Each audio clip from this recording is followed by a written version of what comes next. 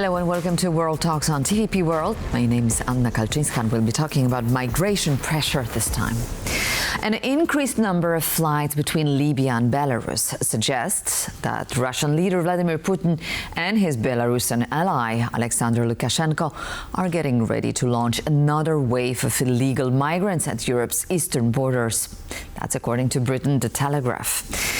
Russia's suspected role in the flight's movements is linked to its growing presence in parts of Libya under Khalifa Haftar's control.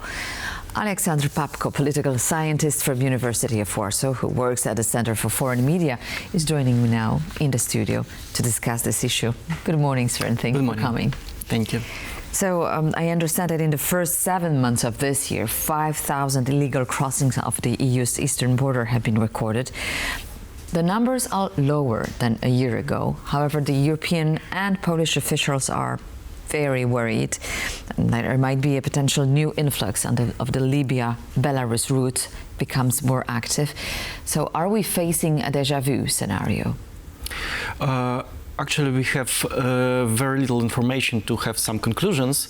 The only thing we know that the number of flights have increased, and it was first this information was first presented by Euractiv and also the Telegraph, and they also gave this information from unknown sources in the European Commission. We don't know how often Belarusian national carrier Belavia, how often it's flying to Benghazi. It's difficult to really calculate the number of migrants. But what is interesting, since the beginning of this year, we see the increasing number of official contacts between the regime of Khalifa Haftar in Libya and the regime of Alexander Lukashenko. And also we see the increasing contacts, legitimization of this regime of Haftar by Turkey. So let's imagine the region, Central Africa, under strong Russian influence, and two countries which are getting closer to this region with a strong migration potential, and those countries are transit countries, major transit countries, and they always used to be, has been these major transition countries. So this is Libya and Turkey.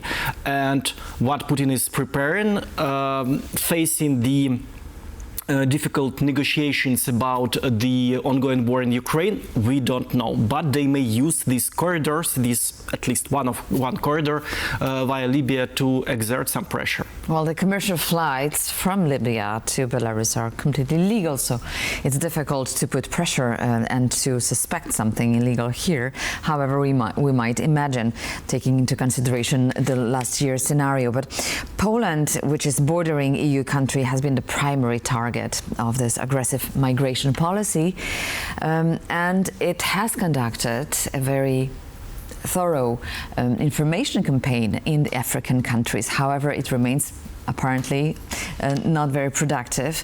The Russian persuasion is much stronger. So do you know of any techniques used vis-a-vis the population in Libya on the ground? I'm not an expert in Libya. I just, as a journalist, I covered some processes taking place in this region, particularly in Central Africa, not in Libya. So Libya is a major transit country, and this is a country where almost a half of the boats going to the shores of Greece, Italy. So they start their journey in Libya and another part in Turkey.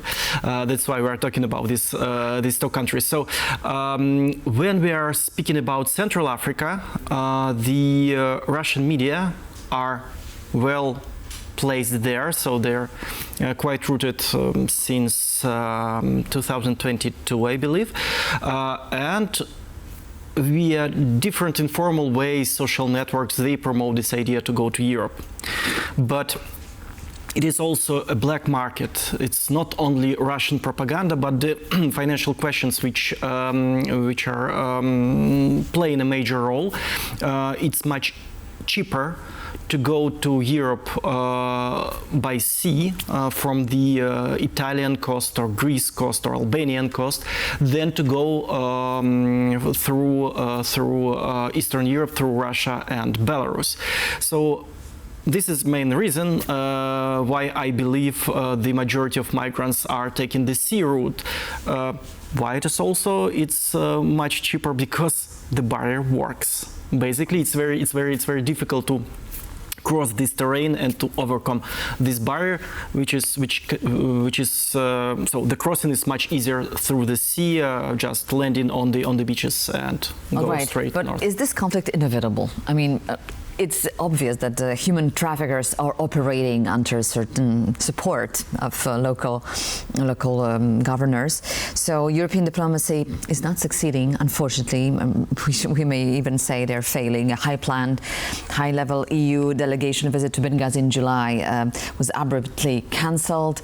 The migration EU commissioner has been granted the status of persona non grata in Libya. So what else can be done?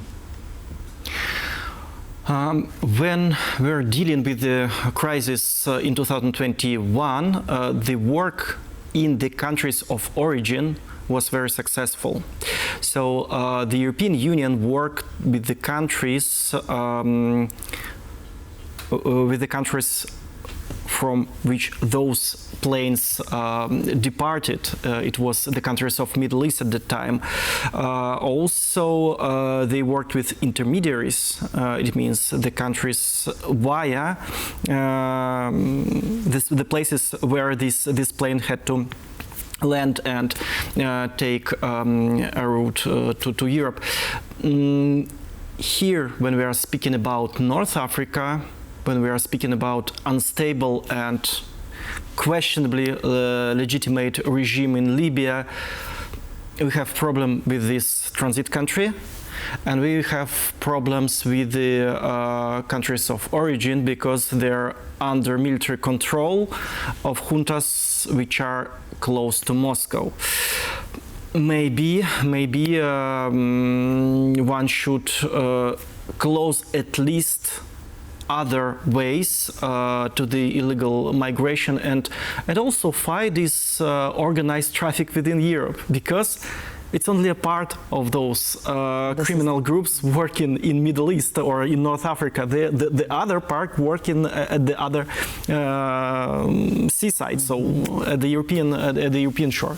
All right. And what does Alexander Lukashenko, what is his profit? What is his gain in the whole process of trafficking here, migrants? Alexander Lukashenko, in my opinion, is playing as a scavenger of big animals. So Vladimir Putin is making his own game, and Lukashenko sometimes coordinates, sometimes just profits from the situation. So we know that from the beginning of this year, Belarus trained personal guards of Haftar, so about 100 of Libyan militaries.